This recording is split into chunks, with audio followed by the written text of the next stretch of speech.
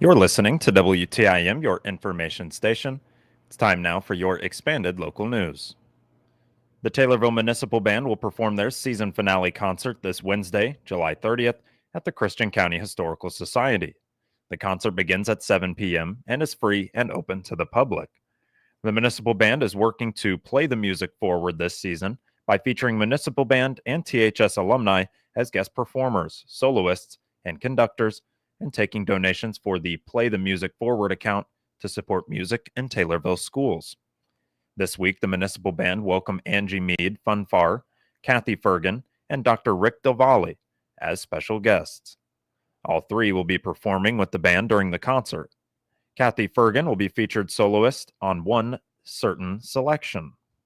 Concert attendees on July 30th will hear selections chosen from the following: Flourish for Wind Band by Ralph Vaughan Williams, Busman's Holiday March by Eric Osterling, Rhapsody for alto saxophone and band by Fritz Neubach, Rocket Ship by Kevin Day, Hands Across the Sea March by John Philip Sousa and arranged by Keith Breon and Loris Schissel, Exultation by James Swearingen, The Billboard March by John Clore and edited by Frederick Fennell, Determination by Toby Fox and arranged by Harrison J. Collins, The Magnificent Seven by Elmer Bernstein and arranged by Roy Felipe, Our Town Taylorville by Phillips and Dappert and arranged by Ron Ninmer, and America the Beautiful by Samuel Augustus Ward and arranged by Carmen Dragon.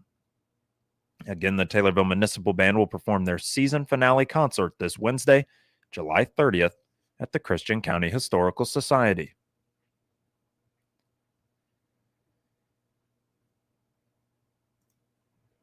The Taylorville Kiwanis Club heard from a representative or set of representatives of the local GSI plant at their Tuesday noon meeting at the Moose Lodge. Caleb Gerber and Melissa Rowcliffe from the Taylorville GSI plant were program speakers. Both talked about their many years of employment at GSI, with Gerber being the production manager in the fabrication department and Rowcliffe being a human resources representative. The pair shared that GSI began using the Taylorville building, the former Sangamon Card Company, in 2007, then adding more square footage as time went on. We got into that building in 2007. It used to be a card company, as you guys know, Sangamon. And so it had to be renovated. It was really outdated. And so we also added on square footage. And that's really more of our vertical height allows us to have storage in that new expanded section. But that was put in, I think, 2007 as well, or 2008. The expansion, it was kind of like right after another. It was like the renovation, and then we added on. And then, like I said, in 2016, we added that additional building for plastics on our 15 acres of property. Rowcliffe shared with Kiwanis members that the Taylorville plant manufactures equipment for the swine and poultry industry, while the Assumption plant continues to manufacture grain bins. She added that GSI continues to be Christian County's largest employer, with 150 employees at the Taylorville plant, 400 at the Assumption grain bin plant, and 350 corporate employees, also based in Assumption. GSI also have a host of manufacturing plants for grain, swine, and poultry in several other cities in the United States, and their products are sold globally. Rowcliffe added that GSI has gone through a number of owners since Craig Sloan founded it in Assumption in 1972. The last ownership change was when AGCO sold it to a private investor group in November of 2024. The Taylorville Kiwanis Club is part of a global organization of volunteers dedicated to improving the world one child and one community at a time. Weekly meetings are held Tuesdays at noon at the Taylorville Moose Lodge. For information on the club, go to TaylorvilleKiwanis.com.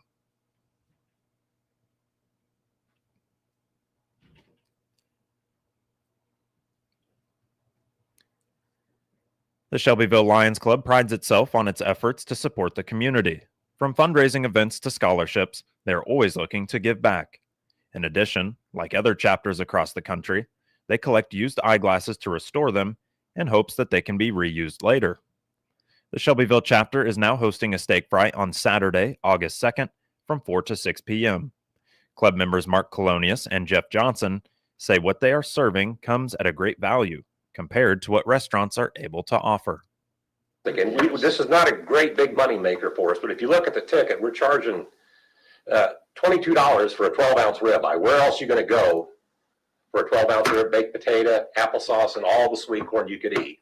So come on out. Hopefully we can get sold out. We got, Wes Durbin is our chef. He's a farmer here just southeast of town. He's a member of the pork producers, also a member of the Lions, but he's an expert. He's done cookouts before. Yeah. He does an excellent job, and especially the pork chops. Probably the best deal on there, I think, is the one pork chop meal for $10. Okay. A lot of people get the 2 pork, and it's plenty to eat. And I said, it's all the sweet corn you can eat, and it's a good meal. As mentioned, the Lions Club is known for collecting used eyeglasses. The group in Shelbyville knows whom to send them to for repairs that are needed. Collect used eyeglasses that you no longer need. You could drop them in a box, and Jack Tynan is the line. He sends them off, and they're recycled and sent to somewhere else for some needy person to use them. Yes. And also every year we help a handful of people get purchase glasses that they need. We get a deal work with the eye doctors here in town. They'll give us a discount if they go through us. And every year we do 3 or 4 of those to help someone that needs help get their eyeglasses that they aren't financially able to get that. And Craig Brueggemann is the line that's got the application on that. They can call the Lions Club, or usually if you're going through the school or whatever, the principal or the administrator know who they can finally figure out who that is to contact. In addition, the Shelbyville Lions Club offers scholarships and lends its time to youth service organizations. The effect on the community is greater than the sum of their parts. Can I talk about some of the donations, Jeff? We do $1,000 to $3,000 scholarships to the high school. Go ahead. Yeah, we do donations to the high school for scholarships. Right. We help support the Cub Scouts. Yeah, that's our big deal. Yeah, hopefully $3,000 to help pay part of the dues. And the Cub Scout troop is growing in this town, right? It is, and a lot of good people there, a lot of good assistants, and they do a great job. They help us too on some of our. So you might see a few Cub Scouts there at our spaghetti dinner there, usually in April, and sometimes they might be there helping us at the steak fry too, helping pick up trays and stuff like that. They have to touch a class to our events. You got little kids walking around, so everybody loves the kids. Yeah, right. Regardless of age. Yeah. I would give go ahead to the food bank. Food bank, right? $1,000 to the food bank. Mm-hmm. Some other smaller ones like the post prom, the Easter egg hunt. Joining the Lions Club is easy, and there will be opportunities to connect at the steak fry and the organization's many other events. Yeah, feel free to reach out to one of the Lions Club members. That's right. Come to a meeting and we'll talk to you. I mean, there's dues and stuff. It's probably dues cost maybe 100 per year, maybe $150, $200 a year for the dues. Sure. So, but yeah, we do the dues, and we don't take that money out of the money that's raised. Everything that we raise, we give back to the community. Right. Exactly. But, and the big thing is our suite. Go ahead, Jeff. I was going to say, we meet the fourth Tuesday at 6:30 out the Lions Club building here in Shelbyville. Right. More information on the Shelbyville Lions Club is available at their website, e-clubhouse.org/sites/ShelbyvilleIL.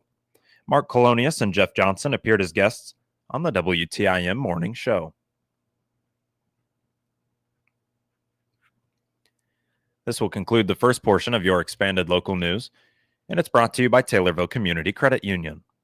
This is Will Perkins with Taylorville Community Credit Union. Are you looking for a great CD rate? If you are, TCCU has amazing rates from our 7-month special to our 60-month CD. If you are looking for a great investment, now is the time to put your money to work in a TCCU CD. Our minimum deposit is $1,000. For more information, please contact us at any of our convenient locations in Taylorville, Pana, Hillsborough, Litchfield, or online at tccu.org. Dividends will be compounded monthly. A penalty for early withdrawal may be imposed. Fees could reduce earnings on the account. Member NCUA. Central A&M School District has added new staff and administration in preparations for another successful school year set to start in August. The district has made improvements to their Moweaqua and Assumption campuses ahead of school registration that will be opening up at the start of the new month. Sasha Young, Central A&M School Superintendent, shares about the new administrators that are either new to the position or are accepting additional responsibility. So this year we've shifted a little bit. We have our high school principal is Mr. Larry Daly, comes with lots of experience from St. Teresa High School, actually. So we're excited about him. Our middle school principal is Mrs. Black, and she's been with us a few years, but this year she's taking on Bond Primary as well. So Bond Primary and the middle school are in the same building here in Assumption, and she's going to take over being the building principal for Bond Primary, which is pre-K, kindergarten, and first grade. So that's a new role for her, but she's super excited. She has a couple of young children at home, so she's very used to the primary age group, right? She has experience, not necessarily in the administrator role, but as a parent. We have a new Gregory Intermediate principal who is actually a local here, knows the community, knows the students, very active in our community, but first time working for us. And he will be at Gregory. And then we have Carol Dance, who is at Kimmer Village as our Kimmer Village principal, who's been here a few years too. So about half of our administrative team is new this year, which is exciting, right? It's opportunity, it's room for some growth and some changes and some differences, but ultimately they're here to keep us being awesome, as well as, add to what we do and what we do well. So we're excited about the opportunity. New staff has also come on board. Young says following a special board meeting, 2 roles have been filled, with the need still for a high school guidance counselor. We hired high school PE and health today, and we hired a Gregory special ed teacher today. Both are not necessarily easy teaching spots to fill. So it was definitely a big win. We do still have high school guidance counselor position open, but today we approved to use a couple of former high school guidance counselors that have worked here in Central A&M or nearby to come back and help support us and support our kids to get the school year started, with the intent to continue searching, for our next full-time guidance counselor. Gotcha. Okay. So really a plan's already in place until a new plan has to come into place. Yes. That's fabulous. And sometimes that's the point of summer, right? Like sometimes that's what we do as administrators is we figure out one plan to get us to point B, and then an additional plan to get us to C, and get creative, right? Both of them have experience doing this job and are willing to give us some time, throughout at least the first semester, if it needs to go that long, just to help our students, support our kids. So, as for getting families ready for school, Young shares that registration is about to open, and additional information on teachers and staff will begin making its rounds. Registration opens in August for new students and returning students. The secretaries will be back in the office, ready to take our questions and help with registration as needed. We did some projects, over the summer that have made our buildings clean and organized and repainted. And our Moequa campus got their parking lot is all re-oil and chip. So everything looks fantastic, which is always fun to come back, in the fall with all the maintenance projects done and completed. You can probably expect to see some social media blasts about back to school supplies and what our students need to return to school based on the grade level they might be going into. And our principals are going to be sending out meet the teacher information. And so all of those things that always come every fall, you can expect. We might go a little overboard this year with introducing some of our new people, just because it feels kind of like we have several new people on board this year. Another exciting development that has come this summer involves Okaw Valley joining forces with Raider Nation for this football season. Young says it's not just the team itself, but the marching band and cheer teams as well that will begin working together. Football. So football is a big thing in the fall. We have co-ops with Okaw Valley, as we've talked about before, and I believe the cheerleaders have co-opted, and they're talking about band events, maybe even having Okaw Valley band members with Central A&M band members doing some of the the marching things at halftime. So it'll be exciting to see what they come up with and where that goes. It was important for us here at Central A&M to bring on Okaw Valley and make them feel like they had a place here, right? Make them feel like they're part of our team, they're part of our family. They've been lifting weights this summer as a group. They've been doing some bonding activities as a group. It was always our goal that if Okaw Valley came on with us and we became one new team together, that we would be involved in everything. Find out more about the Central A&M School District at www.camraiders.com. Sasha Young appeared as a guest on the WTIM Morning Show.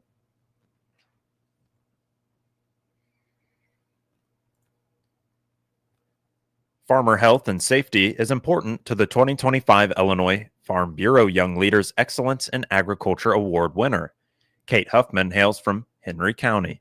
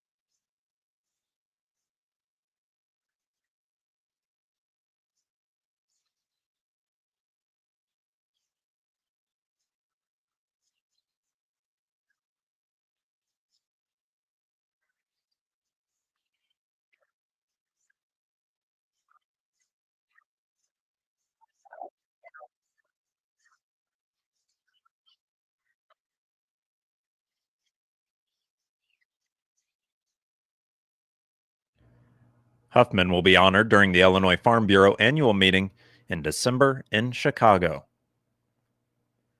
The second portion of your expanded local news is brought to you by CNB Bank and Trust. Looking for more from your checking account? With CNB's Premium and Gateway Checking, get buzzing benefits packed with perks that pay. Protect your phone with cell phone coverage. Save big on prescriptions, eye care, and hearing services with health savings. And shield your identity with ID Theft Aid. Plus 24/7 roadside assistance and access over 400,000 discounts from local shops to national brands. Switch to CNB Premium or Gateway Checking today. Download the Bazing app and start saving. Visit cnbil.com or stop by your local CNB branch. Member FDIC, Equal Housing Lender. Moving now to obituaries, which can be found at TaylorvilleDailyNews.com and are brought to you by Sutton Memorial Home. This is Chad Sparks. When you lose a loved one, your choice for making final arrangements should be with the compassionate family at Sutton Memorial Homes. They know the death of a loved one is difficult. Austin and Evan at Sutton's and the entire staff have devoted themselves to loving and caring for those in their community in their time of need. You can trust Sutton Memorial Homes to assist your family in making final arrangements that will be a tribute to your loved one. Sutton Memorial Homes, caring is what they do best.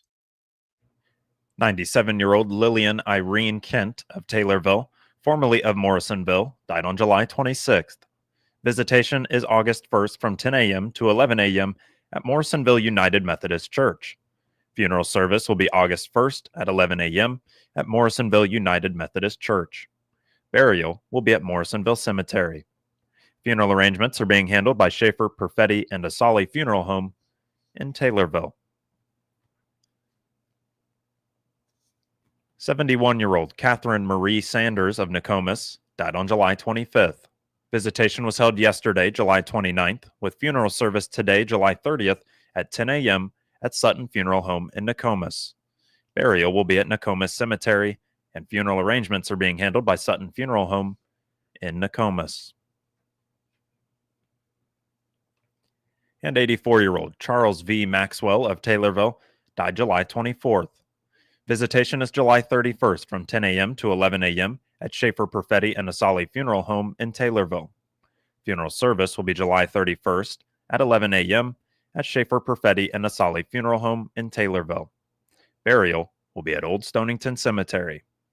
Funeral arrangements are being handled by Schaefer, Perfetti, and Asali Funeral Home in Taylorville. Get details on these and other local news stories at TaylorvilleDailyNews.com or hear them every hour on WTIM. WTIM is your only local news radio.